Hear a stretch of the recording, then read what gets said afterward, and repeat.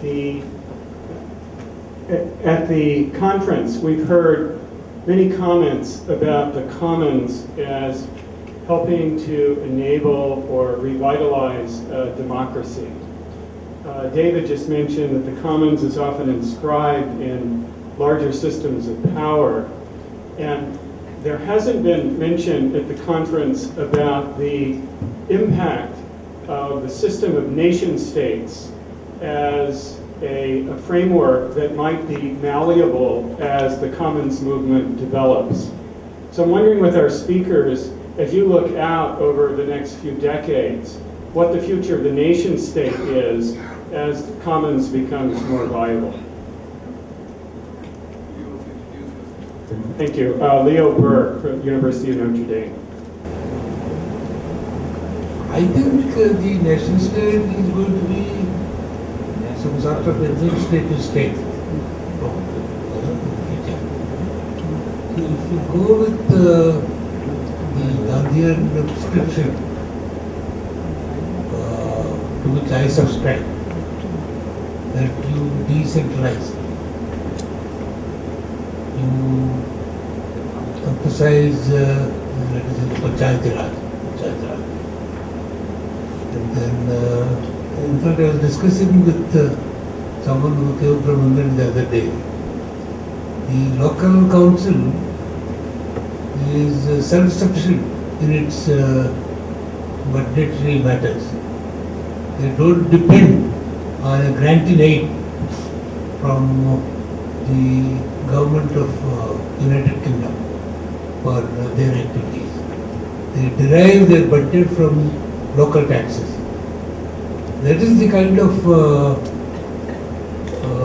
situation I would say, if we effectively decentralize and empower the local governments to derive most of their budget, if not all, from their local taxation. I think one will have to think about this very carefully and how to do this, particularly in a context like the Indian context. If you do that, and if the local community is generally caring for healthcare, agriculture, etc., then the role of the central government would be absolutely minimal.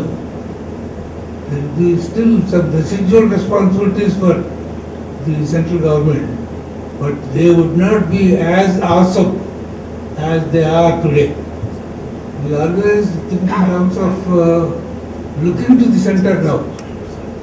So that attitude of looking to the center will disappear if you effectively decentralize, which in my mind is the Gandhian philosophy. Nation state, I think the nation state is going to have to sue for peace eventually with the commons because it's an overextended imperium. And the commons, meanwhile, will be acquiring all these new capacities, as well as people will be withdrawing consent from the nation state to the extent it can represent or service its interests. So that's a bold prediction, needless to say, but I think that's a trend line I see. Yes, I think that decentralization is important. I think that all forms of commons need to develop new forms of governance. But I also think that should not be to the detriment of the state. I think that already the state is becoming too weak, and that weakness doesn't benefit the commons that we are discussing, but it benefits multinational capitalism. And I think the only hope that I have to keep at least some control over those big companies is at this moment the national state. So when I when I made a plea in my 6th point to experiment with democracy, that was not an innocent term. That meant really be inventive and invent new forms of integrating commons type of democracy with 19th century established forms of state democracy. I don't believe in doing away with the central state. I want it enforced, but not but in a new way, in a way that does more justice to the kind of other issues that we have mentioned here. I agree with the way that the state has a responsibility. For example, I mentioned that the state is the custodian of the citizens' data. And when it comes to standards, essentially these standards should be in the commons. And basically if there is something that you and I use, neither you should control it nor I should control it. These standards should be in the commons. So in that sense, I think in the current policy scenario, the Ministry of IT did a great job by saying that India will store its e-government data in a single royalty-free format. I think, look, let's face it, as Leo Cooper says, 20th century eliminated 70 million people where the nation state acted against its own people.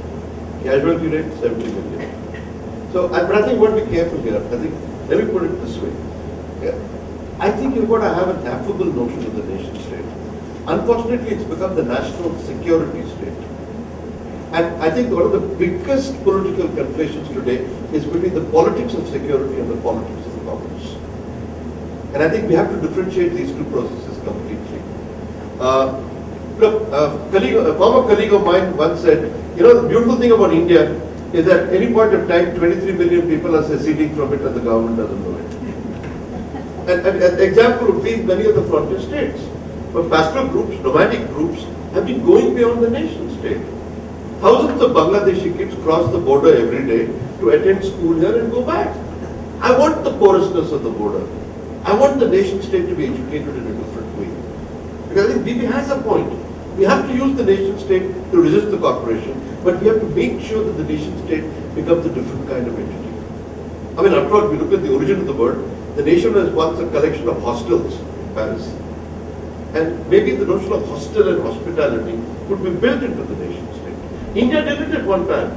1 million Bangladeshi refugees could come and live in our country openly. I think it's time we go back to those notions of hospitality. That's why I'm tired of the word contract. Between contract and commons is the idea of hospitality, is the notion of gift. And some of these things are developing, say, in international disaster relief. Many of the new cultural groups that are working there don't work with charity, don't work with aid, don't work with development. They talk about hospitality, the idea of the gift. And the fact that the stranger is welcome within the hospitality of food. I think the need for different kinds of languages. And I think one of the great problems of the nation state is it standardizes languages. And it officializes languages. I'm all for pluralities within the nation state. Because I speak essentially as a pre-digital person. So given that the nature of societies is changing, the decentralization I like to see established will have to be qualified to that extent. The second thing is, are we able to see beyond really? We are all stuck with our old notions about nation state, about democracy, about what the state ought to be doing, etc., etc. Are we on the verge of entering into a new era? An era about which we do not seem to be really knowing enough, and therefore we are all, shadow boxing with each other without being able to come to any firm conclusion. Because I think we're putting too much weight on the commons as a total emancipation, capital T, capital E. And that, as I said, there's larger systems of power that are often more decisive here, both in the deployment of technology, in how diversity of languages or cultures are dealt with, and so forth. I think we have a more modest claim in the commons as a place where we can start to get our heads straight and begin to think about this and see how the commons, as I said earlier, is inscribed in some of these larger systems. So I hate to, I agree that it can be shadow boxing and there's some deeper issues beyond the commons